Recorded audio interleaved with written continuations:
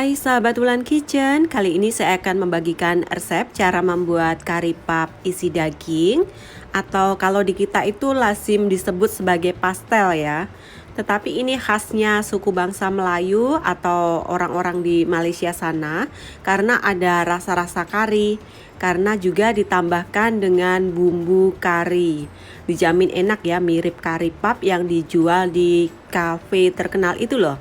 Dan Wulan Kitchen tidak akan menggorengnya tetapi di oven karena pasti lebih sehat dan tidak mengandung minyak yang berlebihan. So, simak bahan apa saja yang diperlukan dan tata cara pembuatannya, jadi jangan di skip videonya.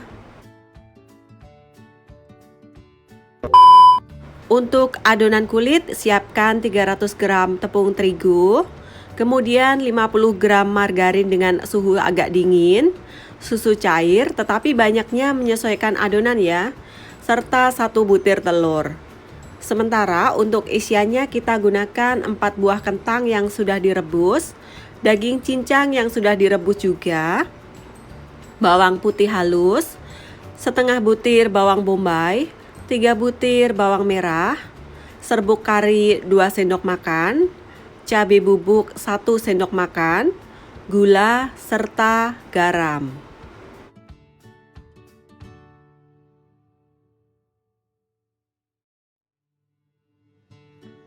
Pertama, kita akan membuat untuk isiannya. Potong dadu kentang yang sudah direbus terlebih dahulu, jangan lupa dikupas kulitnya. Di sini saya tidak terlalu kecil mencincang atau memotong karena suka ada rasa kentang saat digigit kari papnya. Kemudian sisihkan.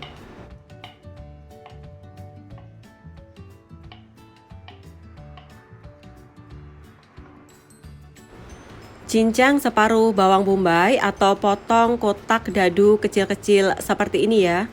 Sesuaikan dengan selera masing-masing. Bawang merahnya juga dipotong atau dicincang. Kemudian kita sisihkan.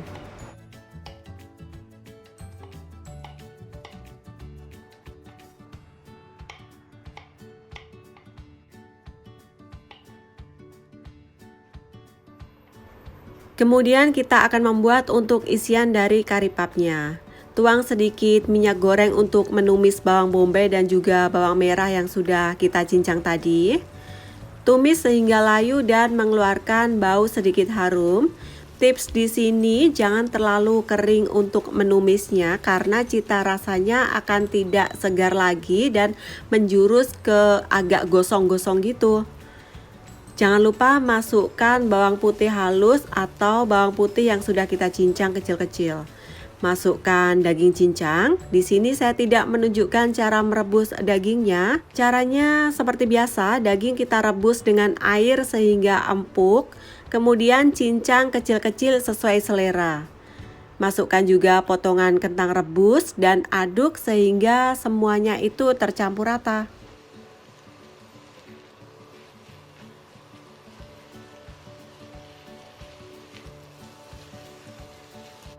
Setelah semuanya tercampur rata, kemudian kita masukkan cabai bubuk. Bisa di skip kalau tidak suka pedas, tetapi khas kari pap memanglah sedikit ada rasa-rasa pedas gitu. Kemudian juga masukkan gula serta garam. Sementara untuk karenya kita perlu menambahkan dengan sedikit air karena kare yang saya pakai di sini adalah kare powder, bukan kare pasta. Aduk-aduk dan masukkan ke dalam tumisan kentang serta daging. Masak sehingga isian kari pap tercampur rata dan matang sempurna. Jangan lupa koreksi rasa dan siap disisihkan lagi ya.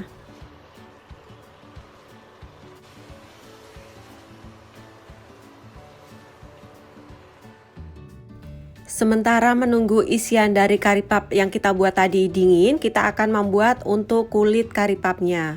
Campur tepung terigu di dalam wadah, 1 butir telur serta susu cair.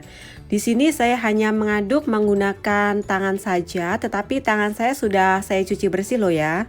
Kalau ada mixer khusus boleh juga dipakai. Banyaknya susu cair itu menyesuaikan dengan tingkat kelembapan adonan. Saya tidak ada takaran khusus, tetapi yang terpenting adonan dapat dipulung atau digilas nanti menggunakan roll pin. Masukkan juga margarin dan kembali uleni sehingga tercampur rata. Tipsnya di sini margarin yang saya pergunakan agak sedikit dingin ya, keluar dari kulkas gitu. Jadi adonan teksturnya nanti akan lebih renyah atau lebih crispy begitu. Tidak memerlukan waktu lama untuk mengulainya karena nanti kita akan lanjut dengan menggilasnya menggunakan roll pin.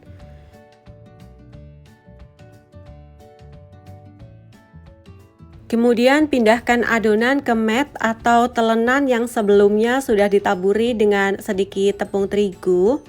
Ini gunanya agar adonan tidak lengket saat kita memipihkannya nanti.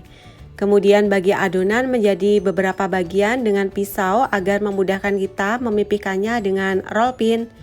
Sementara sisanya bisa kita tutup dengan kain lembab agar tidak kering. Ambil satu bagian adonan kira-kira cukup untuk satu buah kari pap. Kemudian pipihkan dengan roll pin sehingga berbentuk menyerupai bulatan. Saya tidak ada cetakan khusus, jadi semua di sini manual saja. Ala-ala orang tempo dulu, jadi terkesan handmade gitu loh.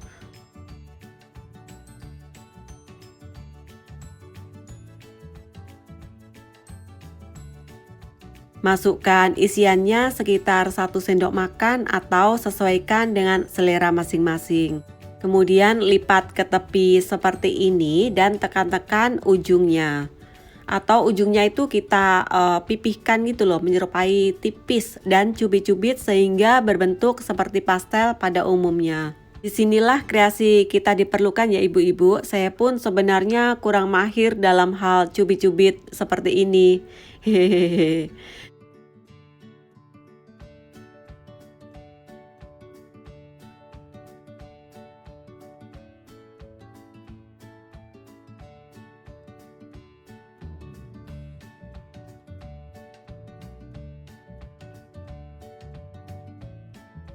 Sisihkan di loyang yang sudah dialasi dengan kertas roti agar tidak lengket saat kita oven nanti.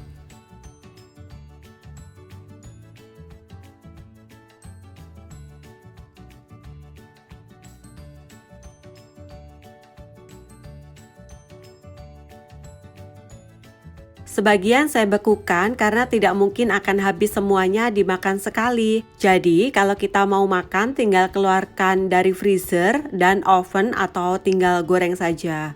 Praktis untuk stok makanan beku ya. Bisa tahan sehingga sebulan lebih asal disimpan di tempat beku atau freezer.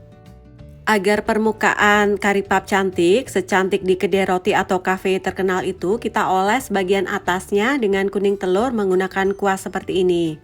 Selain mendapatkan hasil yang lebih mengkilap, juga agar kari pap tidak kering di permukaannya. Kemudian oven dengan suhu 150 derajat Celcius selama kurang lebih 15 menit atau sehingga kari pap kuning keemasan. Oh ya, saat 10 menit pertama saya oles lagi dengan kuning telur yang ditambahi dengan sedikit susu cair. Nanti warnanya itu akan lebih cantik keemasan loh. Panggang lagi sehingga kari pap matang. Nah, ini setelah 15 menit pemanggangan, kemudian kita angin-anginkan sebentar sebelum kita hidangkan di piring saji. Awas panas ya, jangan buru-buru dimakan. Cocok sebagai teman minum teh petang atau untuk acara arisan atau acara-acara jamuan atau acara-acara apa saja. Dijamin semua pasti akan suka. Jadi tidak perlu ke kedai roti atau ke kafe lagi untuk menikmati sepotong kari pap istimewa ini.